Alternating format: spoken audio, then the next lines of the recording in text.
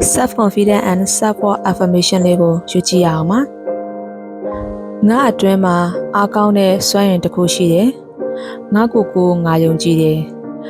ငါဆုံးဖြတ်ချက်တွေကိုငါယုံကြည်တယ်ငါဘဝအတွက်ငါတန်ဖိုးရှိတယ်ငါအတန်ဟာအရေးကြီးတယ်ငါစကလုံးတိုင်းမှာတန်ဖိုးရှိတယ်ငါမပြည့်စုံဘူးဆိုတာသဘောတူပေမဲ့ငါအကောင်းဆုံးကိုလုပ်နေတယ်ငါစိတ်ထဲမှာငါမဖြစ်နိုင်ဘူးဆိုတဲ့အတန်ကိုငါဖြစ်နိုင်တယ်ဆိုတဲ့အတန်နဲ့အစားထိုးလိုက်တယ်ငါအတွင်းမှာအောင်မြင်မှုအင်္ဂါရက်တွေရှိနေပြီ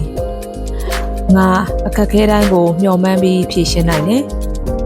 ငါအတွင်းကစွမ်းအားဟာမလောက်ခတ်တဲ့ယုံကြည်မှုဖြစ်တယ်ငါအပြုတ်မှုတိုင်းကငါတန်ဖိုးကိုပြသနေတယ်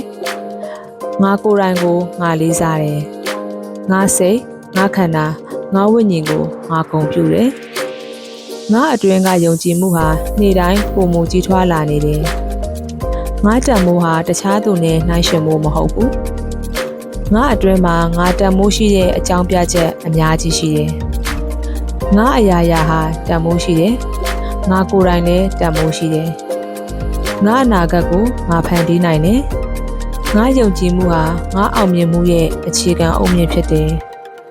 ငါအတွင်းကမီးဟာအမြဲတောက်ပနေတယ်ငါအတွက်ငါလုံလောက်တယ်ငါအတွက်ငါတန်ဖိုးရှိတယ်ငါအတွက်ငါတင့်တော်တယ်ဒီ affirmation လေးကိုတစ်နေ့တစ်ချိန်ယူပြီးကိုယ့်ရဲ့ self confidence နဲ့ self worth ကိုတိုးမြှင့်ကြည့်လိုက်ပါ